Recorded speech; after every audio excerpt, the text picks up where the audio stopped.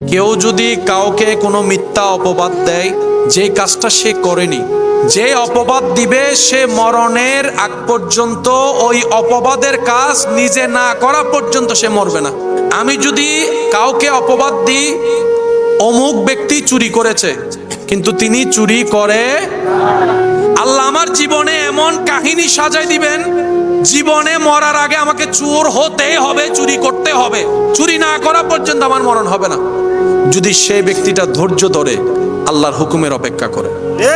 যাদের সন্তান হচ্ছে না তাদেরকে একবার জিজ্ঞেস করেন, ওনারা বলবা ছেলের দরকার না, একটা মেয়ে হলো দেন, আল্লাহ একটা মেয়ে হলো দেন, একটা মেয়ে হলো দেন, আমি মা ডাকটা শুনতে চাচ্ছি, আমি বাবা ডাকটা শুনতে চাচ্ছি। সেজন্য বুদ্ধিমানরা আল্লাহর ফয়সালায় কখনো নারাজ হয় না। তারা কি বলে জানেন, আমি তো চাইলে কিচ্ছু হবে না, আমি চাইলে দিন কিংবা রাত হবে না, কিন্তু আমার রব যদি চাই রাত দিন হয়ে যেতে পারে, দিন রাত হয়ে যেতে পারে। আমার রব যেটাই দিয়েছেন আমার জন্য সেটাই কল্যাণ, আমার রব যেটাই দিয়েছেন সেটাই আমার জন্য উত্তম, আমার রব যেটাই দিয়েছেন সেটাই নিয়ামত।